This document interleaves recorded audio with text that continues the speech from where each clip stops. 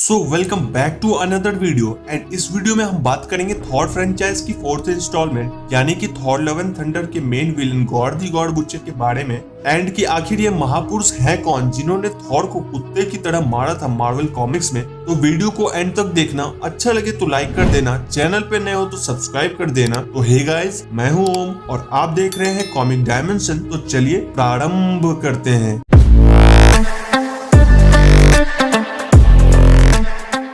तो मार्वल के बाकी कैरेक्टर्स और बाकी विलन्स की तरह गॉड दी गॉड बुचर का इतिहास मार्वल के यूनिवर्स में, मतलब कि कॉमिक बुक वाली यूनिवर्स में इतना ज्यादा पुराना नहीं है। इसका डेब्यू हुआ था 2013 वाली जेसन एरन की थॉर रन में और इस हिसाब से कैरेक्टर बहुत ही ज्यादा नया, बहुत ही ज्यादा ऑसम और बहुत ही ज्यादा शॉर्ट लिफ्ट है। तो इसकी कहानी ऐसी है कि गॉड एक नॉर्मल सा एलियन होता है एक प्लेनेट पे जिसका कोई भी नाम नहीं है, मतलब लिटरली इस प्लेनेट का कोई भी नाम नहीं बताया गया है। ये रेगिस्तान से भरा हुआ था और यहाँ पे बड़ी बड़ी खाइयां थी, यहाँ पे अर्थक्वेक्स आते थे। फिर जैसे ये भी कम है तो यहाँ पे ज्वालामुखी भी थी। और अगर आप लोग सोच रहे होंगे कि इससे ज्यादा बुरा और क्या हो सकता है, तो हो सकता है क्योंकि ये जो ज्वालामुखी है वो टॉक्सिक गैसेस को रिलीज करता है। फिर यहाँ पे खाने के लिए भी कुछ नहीं है और पीने के लिए भी कुछ नहीं है। गॉड की फैमिली और उसकी जो प्रजाति होती है वो इसी प्लेनेट पे पैदा होते हैं और इसी प्लेनेट पे ही रहते हैं और भगवानों से प्रार्थना करते रहते हैं कि कोई उनकी हेल्प करे, लेकिन कोई भी गॉड उनकी बात नहीं सुनता। और गॉड आगे जाके एक फैमिली बनाता है एंड जिस वाइफ से वो शादी करता है उसकी डेथ हो जाती है। उसके बाद उसका एक बच्चा होता है जिसके साथ वो बहुत टाइम तक ट्रैवल करता रहता है खाने की खोज में, लेकिन आखिरकार उसकी भी भूखमरी से डेथ हो जाती है। और तब जाकर गॉड फाइनली गॉड्स को क्रश करता है। वो कहता है कि गॉड एग्जिस्ट ही नहीं करते हैं और जब उसके ट्राइब वाले उसको कहते हैं कि ऐसा मत बोलो और उसे वैनिश्ड कर देते हैं अपने कबीले से, तब अचानक एक दिन भटकते भटकते गॉड के सामने दो गॉड्स आके गिरते हैं। तो ये जो दोनों गॉड्स होते हैं इनमें से ब्लैक वाले को आगे जाके रेडकॉन किया गया और ये बताया गया कि ये ब्लैक गॉड एक्चुअली में और कोई नहीं बल्कि नल था। अब मुझे पता है कि नाम से आपको ये बाथरूम ठीक करने वाला प्लम्बर लग रहा होगा, लेकिन मार्वल यूनिवर्स में, मतलब कॉमिक बुक वाली यूनिवर्स में, नल एक बहुत ही ज्यादा पावरफुल एंटिटी है।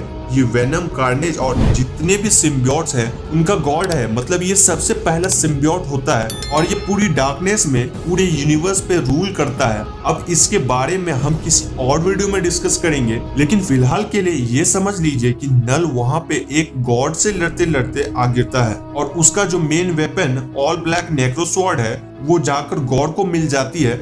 लेकिन क्योंकि गॉड को यहाँ पर इस बात का रियलाइजेशन हो जाता है कि गॉड्स एग्जिस्ट करते थे, उसके बाद भी उन्होंने उसके और उसके लोगों की हेल्प नहीं करी, तो वो और भी ज्यादा गुस्से में आता है और जो गोल्डन वाला अच्छा गॉड था उसको ऑल ब्लैक नेक्रोसवर्ड से ही वहीं पे मार देता है और कसम खा लेता है कि दुनिया जमाने में जितने भी गॉड्स हैं उन सबको मारेगा। फिर इसके बाद वो कई हजारों सालों तक अलग अलग प्लैनेट्स पे जाकर वहाँ पर जो गॉड्स पूजे जाते हैं, जो भी गॉड्स एग्जिस्ट करते हैं, उन सबको एक एक करके चुन चुन के सबको मारना शुरू कर देता है। और ऐसा ही नहीं कि हल्की फुल्की मौत देता है, बहुत ही ज्यादा डिस्टर्बिंग मौत देता है उन गॉड्स को। एंड ऐसे ही वो एक बार अर्थ पे आता है जब थॉर अपने बहुत ही यंग टाइम में होता है, बहुत ही जवान होता है, मतलब इतना जवान कि उसने म्योनलीर को भी लिफ्ट नहीं किया होता है और वो उसके लिए वर्दी भी नहीं होता है और वो यान म्योन यूज करता है। यान म्योन बेसिकली थॉर का पहला एक्स वाला वेपन था और यहाँ पे गॉड्स को स्ले करने के बाद थॉर को गॉड के बारे में पता लगता है। थॉर और गॉड भाइयों वाले नाम लगते हैं ना,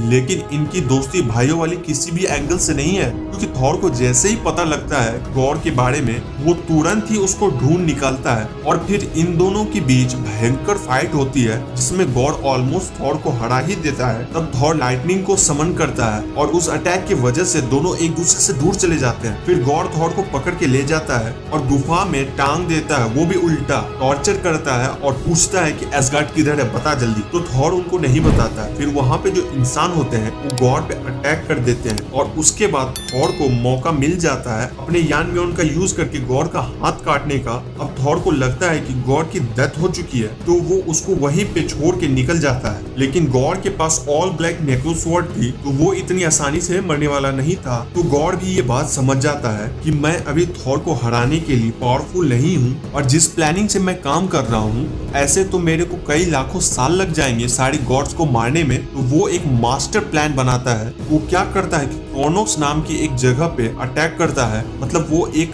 ऐसी सिटी होती है जहाँ पर टाइम से रिलेटेड गॉड्स एग्जिस्ट करते हैं और वहाँ पे कांड करने के बाद उसके पास टाइम ट्रेवल करने की पावर्स आ जाती है। मुझे पता है कि थोड़ी सी कॉम्प्लिकेटेड स्टोरी है, बट इसी में तो मजा है। तो गॉड टाइम ट्रेवल करके पास्ट में जाता है जहाँ पर सबसे पहला एल्डर गॉड का जन्म हुआ था। और आपको वो रोडी का प्लान तो याद ही होगा ना, मतलब थैनोस को बचपन में ही गला घोट के मार देने वाला। गॉड उसी प्लान को एग्जीक्यूट कर देता है। तो सबसे पहले एल्डर गॉड को मारने के बाद उसका छोटू सा दिल निकाल लेता है और उसका इस्तेमाल करके फ्यूचर में जाता है जहाँ पर वो एक अलग बहुत ही बड़े लेवल का बॉम्ब बनाने लगता है। मतलब उसने क्या किया कि एक पॉइंट के बाद उसने गॉड्स को मारना बंद कर दिया और सारे के सारे गॉड्स को इंस्लेव करके उस बॉम्ब को बनाने में लग गया। अब इस बॉम्ब के डिटोनेट होने पर इस यूनिवर्स में जितने भी गॉड्स एग्जिस्ट करते हैं वो सब खत्म।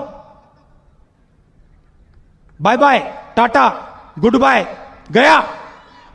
अब अगर गॉड बहुत ज्यादा फ्यूचर में है तो ऑब्वियसली वहां पर भी एक थॉर एग्जिस्ट करता ही होगा। तो ये वाला थॉर ऑल फादर थॉर था। एंड आई नो कि इसको सुन के आपको लग रहा होगा कि भाई ये तो बहुत ही ज्यादा पावरफुल होगा। तो ये था क्योंकि इसके पास ओडिन फोर्स थी, लेकिन इसके बाद भी गॉड इसे ओवर पावर कर लेता है और एक ऐसी एग्जाइल है जो थॉर के लिए उसका सबसे वर्स्ट नाइटमेयर है। वो अपने थ्रोन से उठता है, एसगार्ड के दरवाजे को खोलता है, उसके सामने गॉड की ऑल ब्लैक आर्मी होती है। वो लगातार उनसे लड़ता जाता है, लेकिन उसके एक मारने पे दो और खड़े हो जाते हैं। और जब ऑल फादर थॉर फाइनली पीट पीट के हार मान लेता है, तब गॉड और उसकी आर्मी उसे मरने से छोड़कर उसे वापस उसी थ्रोन पर बैठा देती है ताकि वो अगले दिन फिर आए और फिर उनसे लड़े। और जैसे गॉड के लिए सब कुछ कम था तो वो पास्ट में जाता है और जो यंग थॉर जिसने गॉड का हाथ काटा था उसे भी उठाकर अपने गॉड बॉम्ब बनाने के लिए इंस्लेव कर देता है। अब इस पूरे कांड की खबर बीच वाले थॉर को, मतलब कि जो एवेंजर में है, उसे लग जाता है। तो वो क्या करता है कि फ्यूचर में पहुंचता है और अपने दोनों साथी थॉर के साथ मिलकर गॉड से फाइट करता है। एंड आई नो कि आप लोगों को लग रहा है कि तीन थॉर मिल के तो हरा ही देंगे, तो नहीं।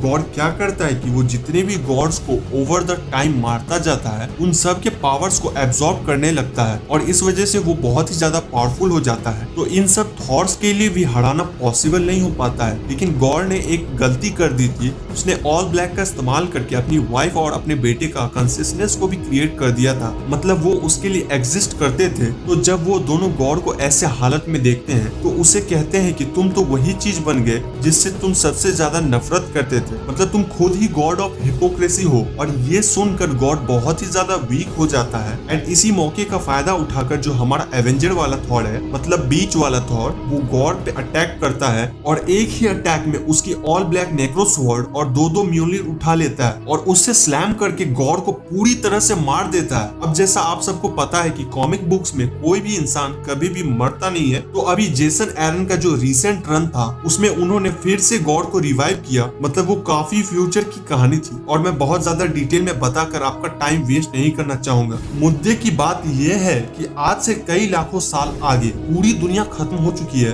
ऑल फादर थॉर एक बार फिर से इंसान को क्रिएट करके दुनिया को रिपॉपुलेट करने की कोशिश कर रहे हैं और तब गॉड एक बार फिर से वापस आ जाता है ऑल ब्लैक लेकर और वो इस बार इतना पावरफुल हो जाता है कि वो एक अटैक में प्लैनेट्स तक को डिस्ट्रॉय करने लगता है। तो फिर मजबूरी में आकर ऑल फादर थॉर को अपने जो म्योलनिर के अंदर गॉड टेम्पेस्ट उन्होंने कैद करके रखा था उसे रिलीज करना पड़ता है, जिसकी पावर गॉड को कंज्यूम कर देती है। लेकिन वो फिर भी मरता नहीं है। इस अटैक के बाद गॉड की मेमोरी पूरी तरह से वाइप हो जाती है, उसकी सारी पावर चली जाती है। मतलब वो एक बार फिर से वही गॉड बन जाता है जो वो उस प्लेनेट पे था और ये लोग उसको कैद कर देते हैं ताकि वो अपना बाकी का जीवन गॉड से नफरत ना करे और शांति से गुजार ले। आई एम प्रीटी श्योर कि अगर गॉड मरा नहीं है तो वो फिर से आगे चल के यूज होगा। वैसे तो मरने के बाद भी कैरेक्टर्स यूज हो जाते हैं। तो ये थी मार्वल कॉमिक्स में एग्जिस्ट करने वाली गॉड द गॉड बुचर की कहानी, जो थॉर का एक सबसे पावरफुल और सबसे ज्यादा खतरनाक दुश्मन रहा है। क्योंकि इस पूरी फाइट के दौरान वो थॉर को एक डायलॉग बोलता है कि जितने भी गॉड्स पूजे जाते हैं वो गॉड्स उन्हें डिजर्व नहीं करते, क्योंकि वो बैठे बैठे उनकी प्रेयर्स तक को सुनते नहीं है। तो इसलिए इसलिए जितने भी गॉड्स हैं वो सब के सब अनवर्दी हैं और थॉर के दिमाग में ये बात चिपक से जाती है। हालांकि वो इस बात को मानता नहीं है। तो इसी के आगे ओरिजिनल सिन नाम की जब एक कहानी चलती है तो उसमें निक फ्यूरी एक नंबर के हरामी बन जाते हैं। तो वो क्या करते हैं कि वो थॉर को बोलते हैं कि जो गॉड ने कहा था वो सही था, और इसी बात को सुनने के बाद जो थॉर के दिमाग में वो बात चिपकी हुई थी ना, वो उस बात को सच मान लेता है कि मैं अनवर्दी हूँ। इसी के कारण से वो अगले कई सालों तक म्योलनिर को उठा भी नहीं पाता है, मतलब कि अनवर्दी हो जाता है। तो अगर हमें थॉर लव एंड थंडर में ऐसा कुछ देखने को मिला ना तो मजा ही आ जाएगा। वैसे to be honest Christian Bale god जैसे पावरफुल कैरेक्टर को प्ले कर रहे हैं तो मुझे बताने की जरूरत नहीं है वो कितना ज्यादा एपिक लेवल का चीज होगी। उसके बाद भी आपके दिमाग में कोई सवाल है तो हमें कमेंट्स में बताना मत भूलना, और मुझे ये बताना कि आपको ये वाली कहानी कैसी लगी। क्या God the god butcher Thor का एक प्रॉपर विलन की तरह सर्व कर पाएगा? तो गाइस इस वीडियो में बस इतना ही। अगर वीडियो अच्छी लगी हो तो लाइक करना, चैनल पे नए हो तो सब्सक्राइब कर देना। मिलते हैं नेक्स्ट वीडियो में। Till then take care, good bye.